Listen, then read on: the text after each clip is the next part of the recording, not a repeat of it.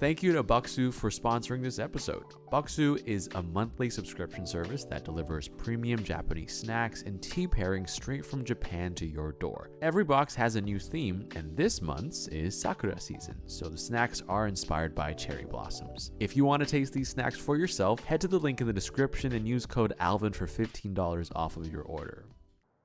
今日は特別な夜だが、くれぐれも民間人に悟られるなよ。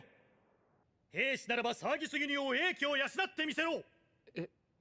肉？何これ？肉？マジかよ。今晩はウォールマリア奪還の前祝いだ。乾杯！ Hello there, welcome back to another episode of Anime with Alvin. This is a potato. Today, I'm going to be taking a look at making the roast beef from one of my favorite personal anime, Attack on Titan. The first thing I'm starting with is a peasant loaf, which seems to be accompanying the beef on the table. In the bowl of a stand mixer, I'm combining bread flour, salt, yeast, and after giving the dry ingredients a mix, I'm following up with some water and setting that on a mixer at very low speeds. So while everybody's kind of becoming friends, I like to stop the process every now and then and use the dough hook to scrape down the sides so that the flour does not get a chance to escape. And with the magic of stand mixer, this is going to slowly turn into a ball, which is kind of cool because I really don't have to do anything. I could just wait here, I could chat with the homies, I could check my email, or I could just walk away and let this thing do its thing. Once the stand mixer has done its job though, I'm going to oil up a container and use a bowl scraper to get the dough out of the mixer and into its little greasy bedroom in one solid piece. In this little box, the dough ball is going to have enough space and quiet to proof up nicely. Peace out, little dude. So here I am, furiously grating ginger for our ginger beer that is going to wash down the whole meal. My hands hurt, so I asked Kendall to step in. She's going to help out, and thank you, Kendall. And after that, we have Steve. Steve is grating. Oh, you dropped that. All right, here you go. Don't drop it again. Oh, you did it again. Everybody, say hello to Steve. He's the newest member of the Anime with Alvin team, and we could not be happier that he is behind the camera and not grating ginger. Oh, hey, what's up, Andrew? Thanks for stepping in as well. I really appreciate the little relay race we got going on because I've been playing too many video games and my hands have been hurting. And while all of this has been happening, I've been simmering ginger slices in a simple syrup in this little pot, which after straining turns into ginger syrup. Hooray! Now that we've made the syrup, we're just... Hey, who keeps putting my food like this, huh? Was it you, Steve? I'm gonna roll these lemons. Wait, after cutting the lemons in half, I'm going to run them through a full body press in this citrus torture device. Now that's a lot of juice. Into a large glass vessel with an airtight container, we're going to combine the lifeblood of 2 lemons with the precious painstakingly grated ginger from before. After swirling them around a bit, you'll notice that they'll start to turn pink. So naturally, I went to Google, and someone who's smarter than me told me that this was a product of anthocyanin, a compound found in new ginger reacting to the acid in the lemon juice, aka it turns pink and nothing's wrong. And after filling this vessel almost to the top with some clean distilled water, I'm adding in some champagne yeast. This is going to cause the fizzly bubbly thing that we all like in ginger beer to happen. There is a hole in this container. I thought this was not supposed to have a hole. We're going to insert this plastic thing into the hole. After a little love tap by Kendall, I was told that this device uses water as a way to prevent air or bacteria from entering, but allows the beer to expel any air outwards. Here I am, clearly fascinated by this device. Just imagine burping, except it was one way and you can't breathe in. Goodbye, beer. Go burp over there. I'm not sure what the bread was doing back there, but it looks like it's inhaled an entire Costco rotisserie chicken. So I'm gonna have to transfer this into a larger vessel where I can have a little bit more room to do, ooh.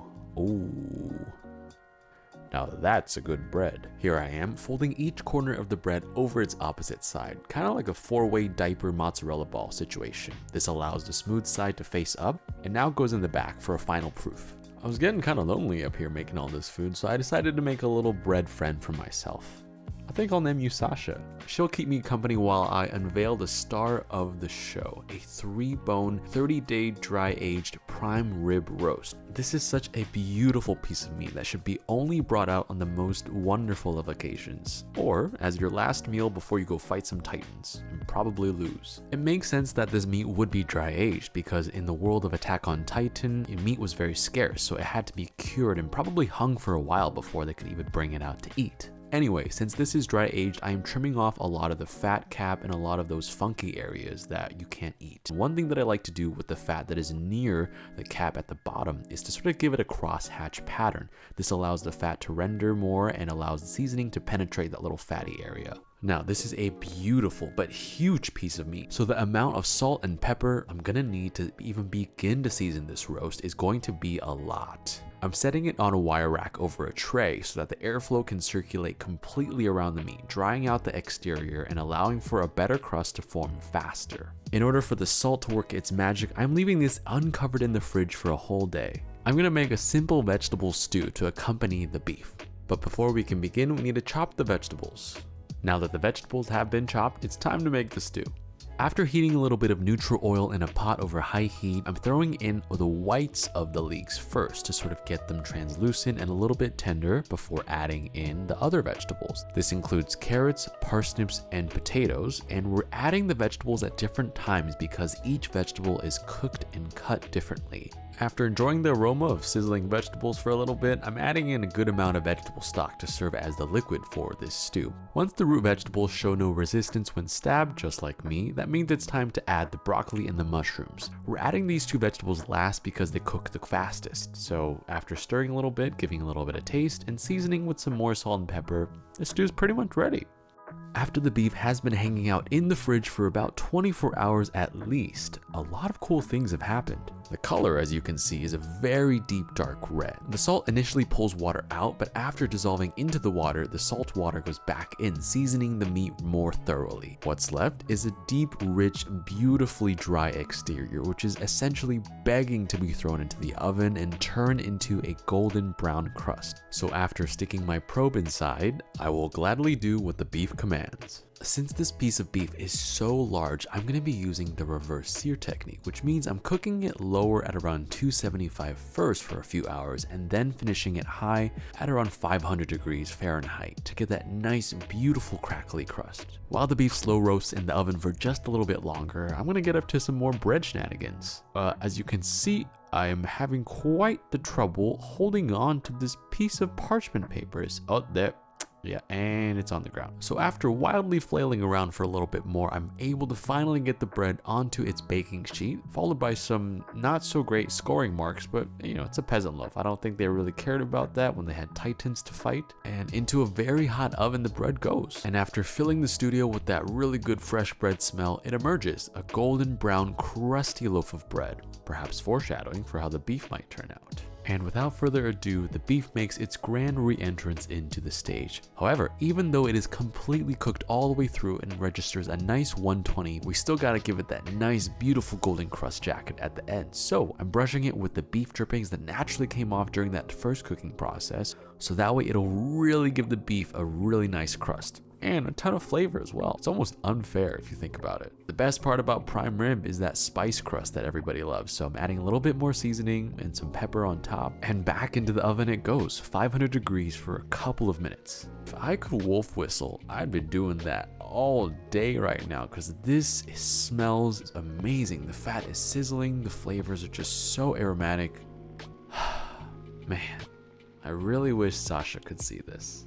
I totally understand why the scouts in Attack on Titan went so crazy after seeing this meat. It's beautiful, it's golden, it's an event. And if I was about to go fight some man-eating titans out there, I'd probably want to eat something like this beforehand. So as the beef rests, because it is still very, very, very hot, we're going to plate it up like they did in the show. So we're going to use some butter lettuce, the fancy kind of stuff, to kind of lay down a base, our vegetable stew, our peasant loaf, and our hard-made ginger beer in the back.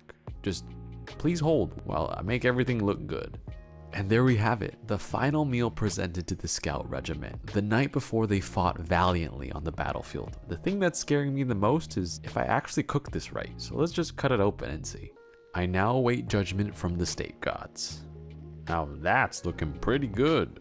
The center is nice and pink, the crust is a little more done than I personally would have liked, but the only thing that matters is how does this taste? Yep. That's a good piece of beef. I was actually more curious about how the bread and the stew tasted, because that seemed like something the soldiers in Attack on Titan would eat on a more regular basis. It is also very good. The bread is nice and fluffy and soft, the stew is flavorful, and the vegetables add a nice touch, definitely giving you the energy and stamina necessary to fight on the battlefield. And because all the soldiers are basically kids, this beer is non-alcoholic, and it is also very good. And because wine is pretty common in that universe, I decided to make my personal recipe for a red wine sauce that I use for steaks. Honestly, pairing these two together, I think this meal would have made Sasha very, very proud.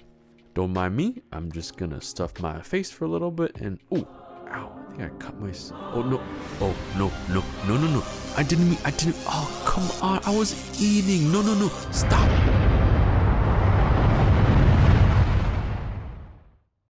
Thanks again to our friends at Buxu for sponsoring this episode. Buxu provides authentic Japanese snacks that you can't really find anywhere else, which I really appreciate, especially during a time where people can't travel to Japan as easily as they'd like. The theme this month is Sakura season, and as you can see, the box is packed with limited edition cherry blossom themed snacks. The cherry blossoms in Japan are beautiful. People sometimes celebrate by gathering under the trees and having picnics. A lot of the snacks are flavored with cherry blossoms and use a lot of the components, such as this rice cracker, which is savory, delicious, and crunchy, and this mochi, which is chewy, floral, and not too sweet. If you want to try Buxu for yourself, head to the link in the description and use code Alvin to get $15 off your order.